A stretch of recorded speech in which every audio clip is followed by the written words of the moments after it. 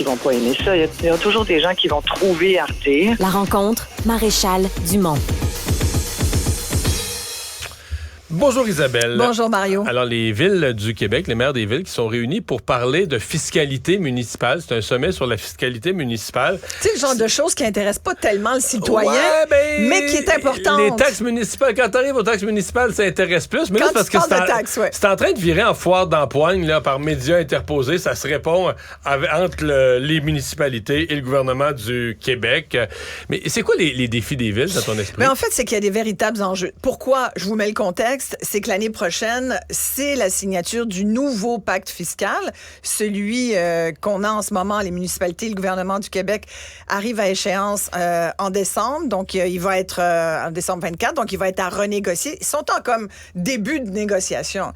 Et là, les cartes sont sur la table. Les maires qui ont l'air de serrer les coudes puis de faire front vis-à-vis de Québec, disent d'une même voix, que ça soit de Trois-Rivières, de Saint-Jean-sur-Richelieu, Granby, Québec. Le Bruno Marchand, le maire de Québec, a parlé aujourd'hui à ce sommet sur la fiscalité municipale et surtout la mairesse de Gatineau, et qui s'est vraiment de front attaqué au ministre Carman en lui disant « Je suis en train de faire votre job ».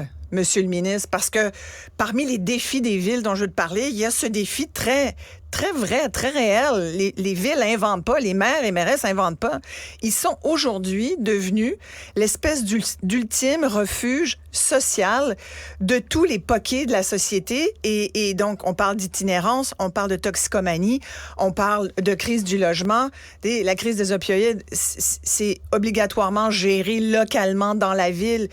C'est des problèmes auxquels les villes ne faisaient pas face à une certaine époque, pas si lointaine, où ta ville, tu lui demandais de ramasser tes poubelles, ramasser ton recyclage, puis neige, que ta neige, ça, écoute, c'était le Oui. dossier. C'était le dossier, la neige, à Montréal, pendant 20 ans. Je l'ai assez couvert. Ouais. Aujourd'hui, c'est plus ça. Mais d'ailleurs, la mairesse de Gatineau, elle est arrivée avec un exemple là, extrême. Parce qu'elle a dit, il faut qu'on s'entende tous dans cette renégociation du pacte. Qu'est-ce que ça veut dire, pacte fiscal, pour que tout le monde le sache? Là? C'est combien vous allez nous donner de plus? Parce que les villes disent, nous, là, on n'y arrive plus avec la taxe foncière. Il faut comprendre que 2 $ sur 3 proviennent des taxes foncières, c'est-à-dire des propriétaires dans les villes qui payent des taxes municipales à la ville. Mais ça rapporte quand même. Ça rapporte. La valeur c'est pour ça qu'ils n'arrêtent pas de faire des condos. La valeur des propriétés a explosé. Les taxes de bienvenue sur la valeur des...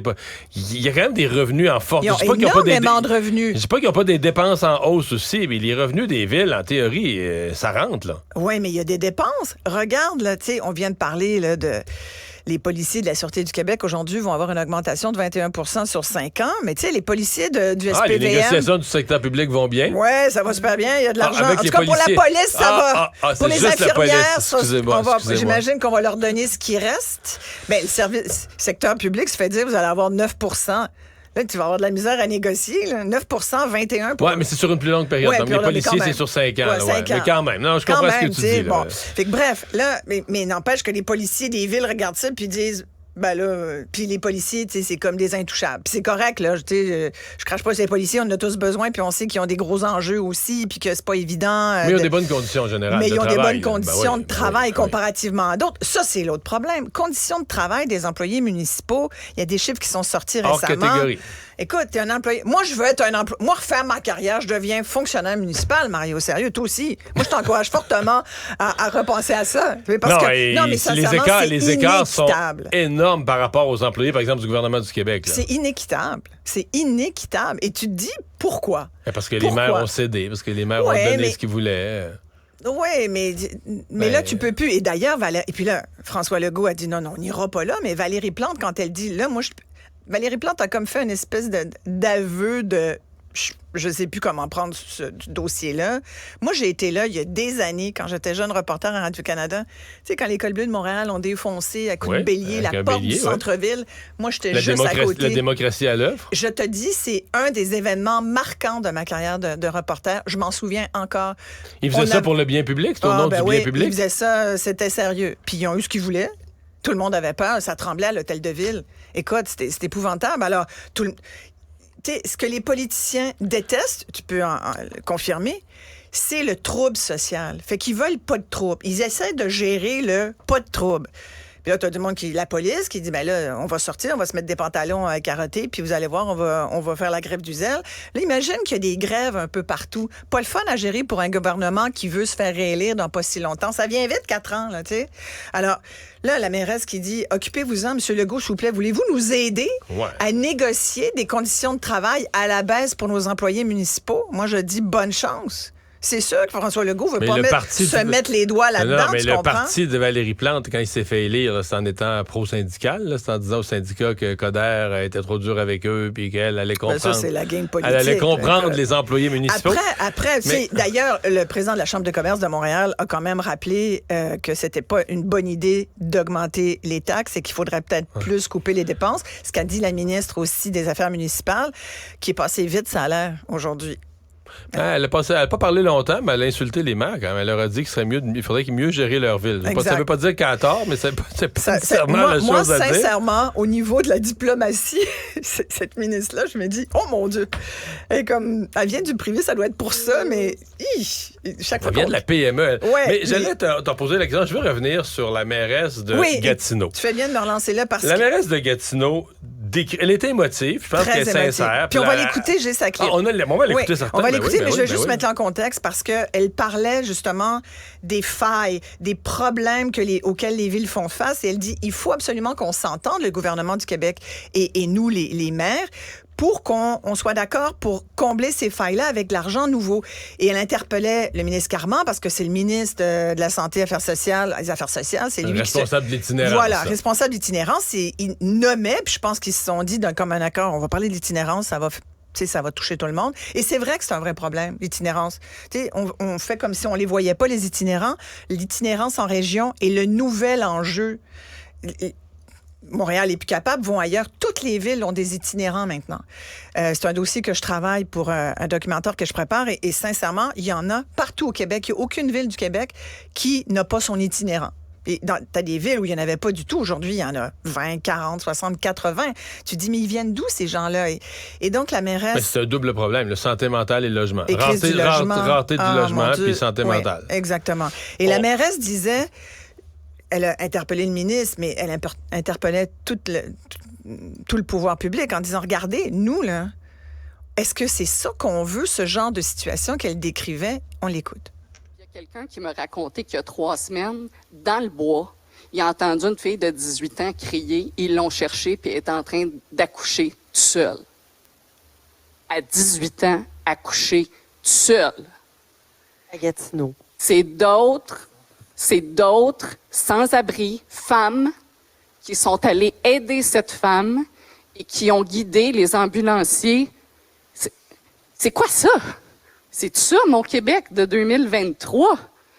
Alors, je raconte ça à M. Carman, qui est un peu étonné. Ouais.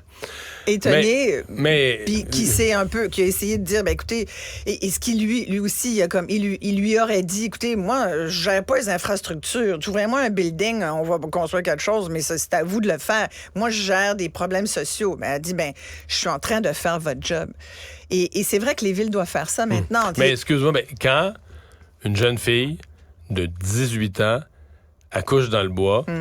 Qui est une itinérante. C'est pas le problème d'une ville, d'un ministre, d'un parti politique, d'un élu ou d'un autre. Là. C'est le problème d'une société. Ça parle d'une société. Là.